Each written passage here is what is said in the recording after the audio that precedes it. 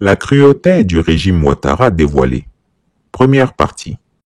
La Côte d'Ivoire, autrefois considérée comme une nation prometteuse au cœur de l'Afrique de l'Ouest, est aujourd'hui l'otage d'un régime autoritaire et déshumanisant, dirigé par Alassane Ouattara.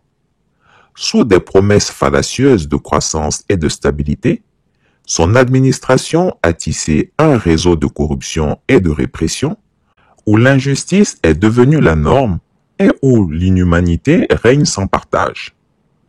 Le système de la peur, musellement et répression. Sous Alassane Ouattara, la Côte d'Ivoire a perdu la liberté d'expression qui caractérise une démocratie véritable. Les voix discordantes sont systématiquement muselées, les opposants traqués, emprisonnés ou contraints à l'exil. Les journalistes sont réduits au silence, les manifestations pacifiques sont réprimées avec une violence démesurée. La société civile vit dans la terreur d'un régime qui surveille et punit ceux qui osent s'opposer à sa ligne.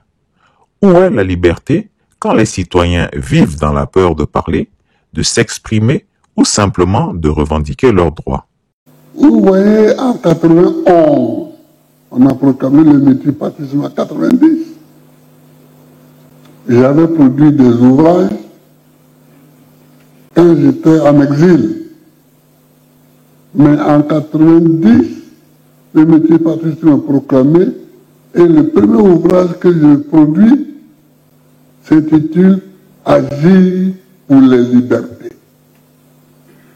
Ce n'est pas un hasard. Ce sont les libertés qui sont notre objectif.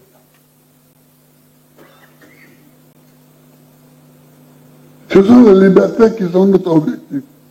Et tous ceux qui tuent les libertés sont nos adversaires. Tous ceux qui tuent les libertés, ne l'oubliez jamais, ce sont nos adversaires. Pourquoi on arrête de social rodef? Pourquoi? Parce que les gens crient que la vie est chère. Mais en fait, sinon dans le monde, on arrêterait tout le monde. Puisque partout, il y a des manifestations contre la vie chère.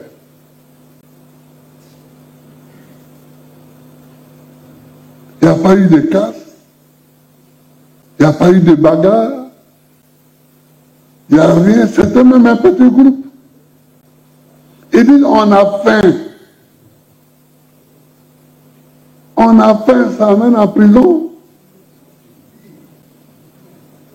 On a faim. Le courant coûte cher. La corruption au cœur de l'État. Le pouvoir à vendre.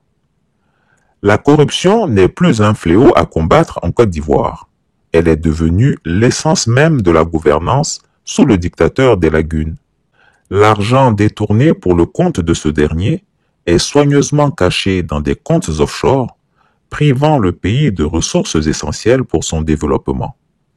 Alassane Ouattara bénéficie de la bienveillante complicité de la France, qui, sous le couvert de la diplomatie, profite de cet argent détourné pour asseoir sa domination. Emmanuel Macron, corrompu par des financements occultes pour ses campagnes, assure en retour un soutien sans faille à Alassane Ouattara au détriment du peuple ivoirien. Il y a quelques jours, la Côte d'Ivoire bruissait de rumeurs ou d'informations faisant état d'un détournement de fonds à la Sodexam, une société d'État, portant sur des montants mirobolants de l'ordre du milliard de francs CFA. Encore un autre cas de détournement de deniers publics. Comme à l'accoutumée, quelques agents d'exécution ont été interpellés, laissant les vrais commanditaires et bénéficiaires vaquer à leurs habituelles occupations. Depuis plus d'une décennie de règne, le pouvoir RHDP a habitué la communauté nationale et internationale à des scandales financiers dans presque tous les secteurs d'activité publique. Fait notable, tous ces scandales sont l'œuvre de hauts responsables de l'État et captifs du parti au pouvoir.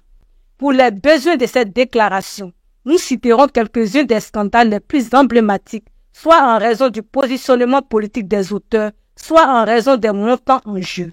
Programme présidentiel d'urgence, PPU, détournement de plus de 412 milliards de francs CFA. Fonds de stabilisation du cacao, détournement de 326 milliards de francs CFA.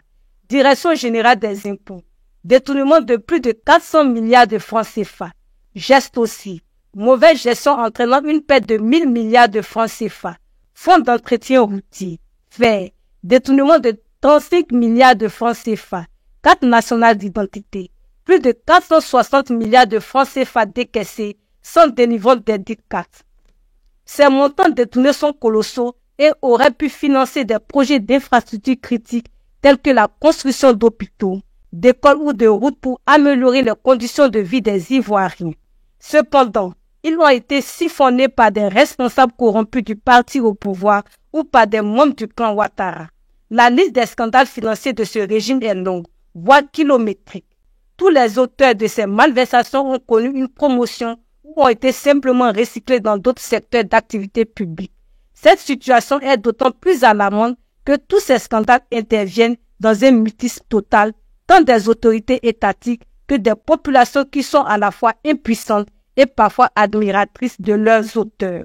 Face aux conséquences socio-économiques désastreuses de cette situation, GP se sent interpellé et interpelle à un double niveau.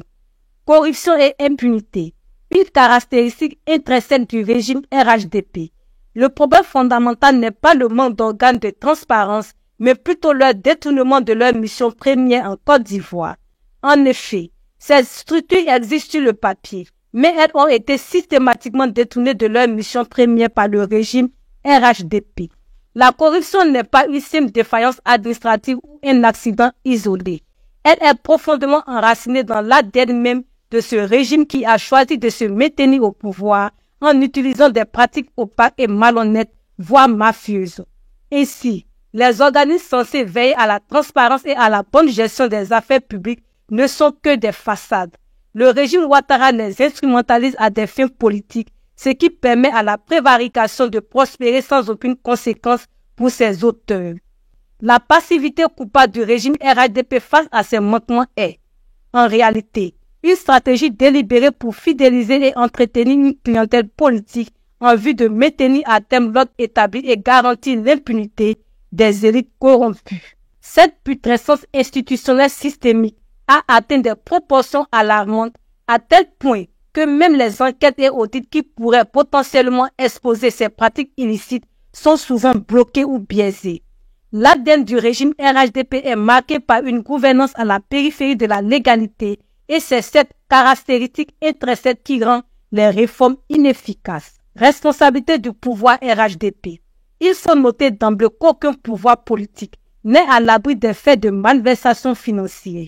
Cependant, c'est l'attitude et l'aptitude de désapprouver ces fléaux, puis de les combattre qui distinguent les régimes à fort potentiel de transparence, donc vertueux, des régimes qui semblent s'accommoder de ces calamités, voire les encourager par une passivité coupable. Au vu du rythme effréné des scandales financiers et des montants astronomiques en jeu, l'on peut affirmer sans embâche que le régime RHDP a opté pour un système de gouvernance à la périphérie de la légalité, de la morale et de la vertu dans la gestion des affaires publiques.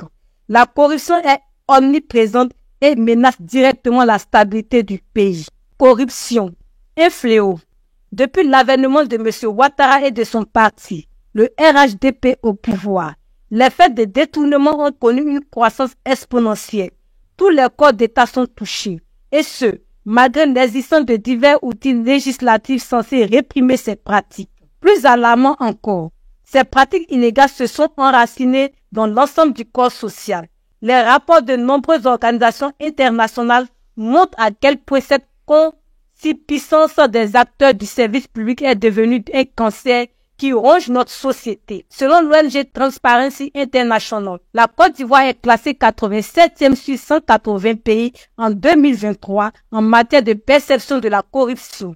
GPS considère que ce fléau n'est plus seulement présent dans l'administration ivoirienne, mais qu'il est désormais endémique. Les secteurs les plus touchés incluent la défense, la sécurité, la santé, l'administration du territoire, la construction, le foncier, l'éducation et la formation. Plus inquiétant encore, L'égalité des citoyens devant les concours de recrutement à la fonction publique a été rompue. Aujourd'hui, seuls ceux disposant de gros moyens financiers et ceux ayant un entourage haut placé peuvent espérer réussir ces concours. L'administration, colonne vertébrale de l'État, est ainsi affaiblie par des recrutements au rabais, menaçant l'équilibre de la société ivoirienne et créant un mécontentement grandissant parmi les citoyens. Les rapports de nombreuses organisations internationales montrent à quel point cette concupiscence des acteurs du service public est devenue un cancer qui ronge notre société. Conséquences sociales et économiques. L'impact social de la corruption est également visible. Incapables de faire face à cette situation, de nombreux jeunes Ivoiriens choisissent la voie de l'immigration clandestine, bravant la mort en mer ou dans le désert pour tenter d'échapper à la misère. Le drame de Lampedusa en Italie est le triste reflet de cette désespérance. Économiquement, elle freine les investissements étrangers, décourage les entrepreneurs locaux et alourdit le coût des affaires, comme l'a souligné la Banque mondiale dans son rapport Doing Business 2020. En outre, un rapport de la Banque africaine de développement BAD estime que la corruption coûte à l'économie ivoirienne plus de 300 milliards de francs CFA par an, affectant directement les infrastructures et les services sociaux. Les conséquences sont doubles.